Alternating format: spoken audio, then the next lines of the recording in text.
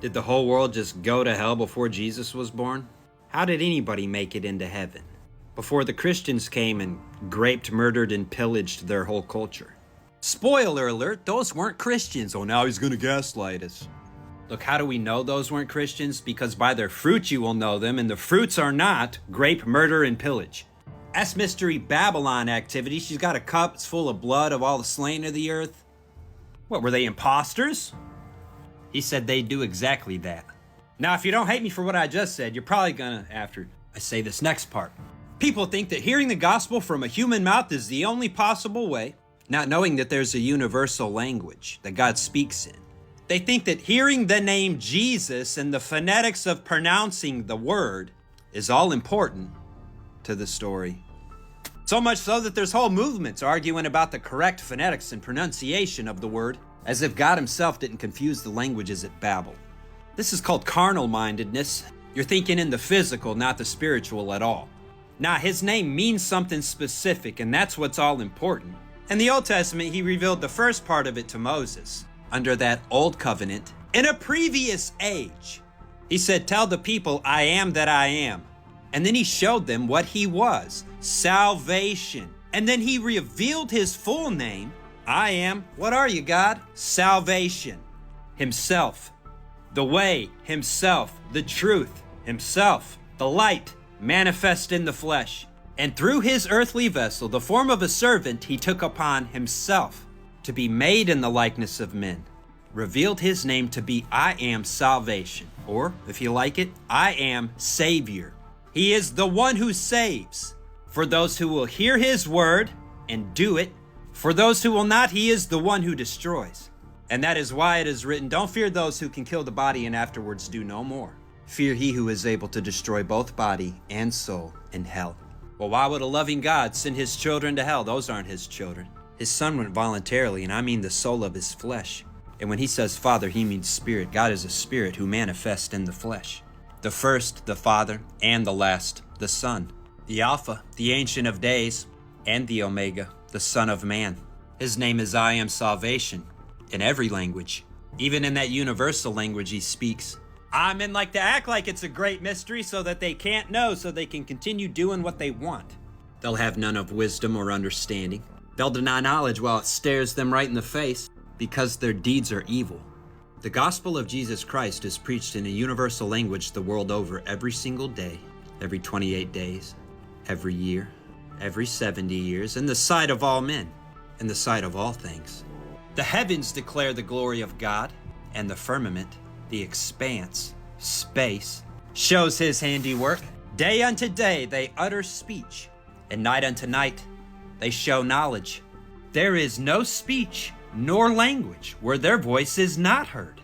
Their line has gone out through all the earth, and their words to the end of the world. In them he has set a tabernacle for the sun, which is as a bridegroom coming out of his chamber, and rejoices as a strong man to run a race. His going forth is from the end of the heaven, and his circuit unto the ends of it, and there is nothing hid from the heat thereof. The law of the Lord is perfect, converting the soul. The testimony of the Lord is sure, making the simple wise. And God has given to every man a conscience. Jesus said, whosoever shall do the will of God, the same is my brother and my sister and my mother. And it is the will of God to believe on his only Son whom he sent. He's not going to manifest in the flesh again. It is to believe that he died on the cross for the sins of the whole world, God taking responsibility fully upon himself. Went to hell on purpose for 3 days to preach the gospel to spirits who were disobedient in the days of Noah. Rose from the dead and ascended his flesh into heaven to be an advocate for you and I. I ain't suggesting for a moment that pagans go to heaven believe in paganism. I'm suggesting people go to heaven by doing the will of God. He wrote his law in the stars, and in the sun, and in the moon, and in everything else that you can observe, a seed fallen into the ground. You don't believe he has the power to raise you from the dead? He's already done it once. You started as a single-celled organism in your father's loins. You died in your mother's womb. And God knit you a new body, didn't he? A better one. Is it not so? No, I do not believe in reincarnation. It is appointed once for man to die and then the judgment. I believe there's a level after this, hence the judgment. Judgment must first begin at the house of God. If you are a Christian, that means this right here. Baptism by fire, trials and tribulations to purify your soul. Your body's going to turn back into dust. That's what it's made of. What are you going to turn into after this? What kind of body awaits you after this one? When everything says that this is the case. Though he were a son, yet he learned obedience by those things which he suffered. And being made perfect, he became the author of salvation unto all who will obey him. God's law has not changed upon the face of the earth. It has progressed from age to age. Adam and Eve, well, they had to till the soil for their bread. It's going to produce thorns and weeds and all kind of trouble. And pushing the baby out's going to hurt now. And there's going to be strife between the husband and the wife in marriage. And you got to stick it out anyway. Them's the rules. In the first age, that ended in a flood. And when Noah got off the boat, more rules. There's certain animals you shouldn't eat. Certain way you should conduct yourselves after the earth got flooded. And of course, that age ended in the Exodus. More rules. Moses. What's up with all these rules? Oh, they're a schoolmaster. Teach you about something specific. Your need for a savior. You know, I dabbled in Hinduism once. Till I realized there ain't a single human soul has a snowball's chance in hell under these rules. You know, I'm still yet to meet a good person. I find that there are none who are good. No, not one. Except for God himself. And that's why he manifested in the flesh and delivered us a new covenant. One that if you perform it, fulfills all the other previous covenants, which if you will recognize, we are still all under in the flesh. Our flesh is still under these are the rules here. And of course, that is what water baptism is all about in the new covenant, dying with Christ and rising with him, a new creation, your conscience cleared towards God. No longer flesh and blood, ye are dead. Your lives are hid in God with Christ, your baby spirit's waiting to be born now. Doth not yet appear what we shall be. Too many people don't know the gospel because they don't even read the Bible. But didn't I just say it's preached in a universal language every day and year and all that? Yeah. Who's listening? I like to think some people in some places sometimes. You're going to have to work out your own salvation with fear and trembling and endure that baptism by fire till the day you die.